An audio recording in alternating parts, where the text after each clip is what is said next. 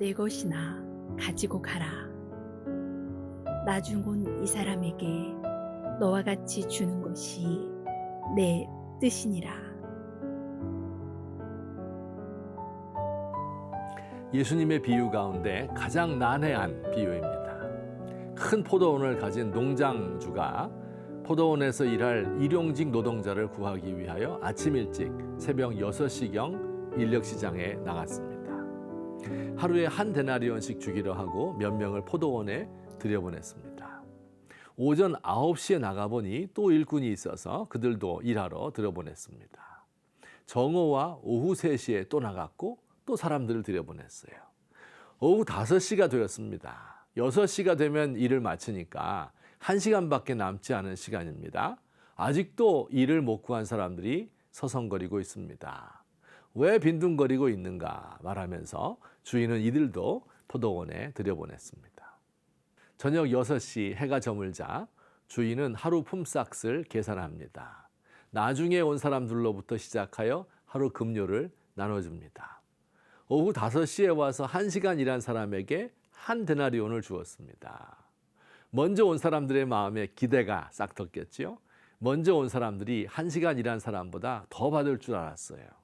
그런데 웬걸 모두 똑같이 한 데나리온씩 받았습니다. 먼저 온 사람들이 포도원 주인을 원망합니다. 이 사람들은 1시간 일하였는데 한 데나리온 주고 종일 더운 데서 땀 흘려 일한 우리도 어떻게 똑같이 대우한단 말입니까? 불공평합니다. 포도원 주인의 대답입니다. 내가 잘못한 것이 없소. 당신이 나와 애초에 한 데나리온 약속을 하지 않았소? 당신 것이나 가지고 가시오.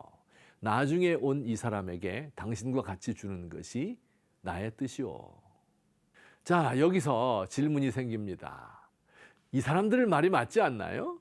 공평하게 돈을 나눠줘야지. 나중에 온 사람들은 1시간 일했는데 종일 떼약볕에서 노동한 사람과 어떻게 같은 품값을 줄 수 있습니까? 자, 만약 이렇게 한다면 내일은 어떤 일이 벌어질까요? 모든 사람이 다 오후 5시에 포도원에 들어가려 하지 않겠습니까? 이 소문이 온 동네에 퍼지면 그 동네에 있는 모든 일용직 노동자들이 다 이 주인에게만 몰려오려 하지 않겠습니까? 이 비유의 진정한 의미가 무엇일까요?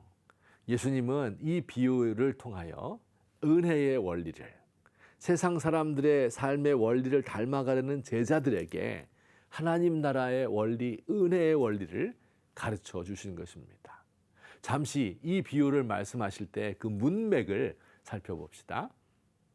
이 비유를 말씀하시기 직전 상황으로 돌아가 봅시다. 베드로가 이렇게 물었어요.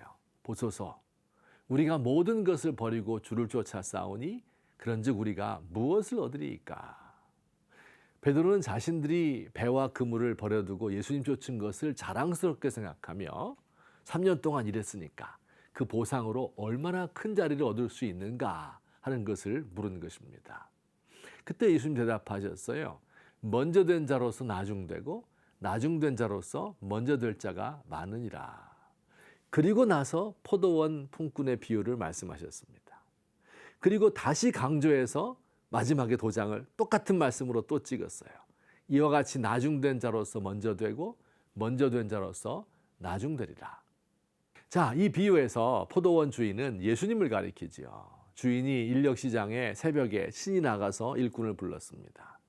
품꾼들은 원래부터 주인이 불러주지 않았으면 할 일 없어서 놀 수밖에 없는 사람들입니다. 주인이 사람들을 부를 때 일 잘하거나 튼튼한 사람 부른 것이 아닙니다. 부름 받았다는 것 자체가 은혜에 의한 것입니다.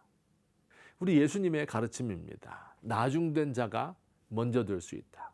가장 뒤처진 자, 꼴찌라도 다 하나님의 은혜에 따라 구원받고 살아가며 1등으로 부름받은 너희도 마찬가지로 다 하나님의 은혜에 따라 부름받은 것이다.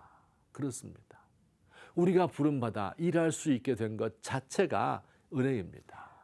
하나님 앞에 내놓을 것이라고는 죄밖에 없는 우리들입니다. 우리를 위하여 주님이 죽으시고 교회 공동체를 만들어 주셔서 우리로 하여금 신앙생활 할 수 있게 해주셨습니다. 우리가 주님의 일을 할 때도요, 우리의 힘으로 한 것이 아닙니다. 우리 안에 계신 성령께서 우리를 격려하시고 우리가 넘어지지 않도록 도와서 일할 수 있게 해주신 것입니다. 그러므로 우리는 이 모든 일을 다 맞춰놓고 우리 주님이 우리를 칭찬하실 때 우리는 무익한 종입니다. 우리의 해야 할 일을 한 것뿐입니다. 이렇게 고백해야 할 것입니다.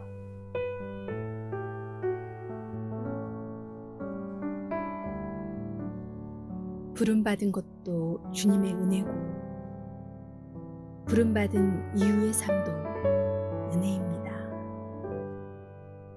제 안에 부패의 힘이 강력하여 죄에 빠지려 할 때 성령님의 강제로 피할 수 있었습니다. 주님 나라에 들어갈 때 십자가 공로 의지하여 들어갑니다. 주님이 씌워주시는 면류관을 벗어 주 앞에 드리렵니다.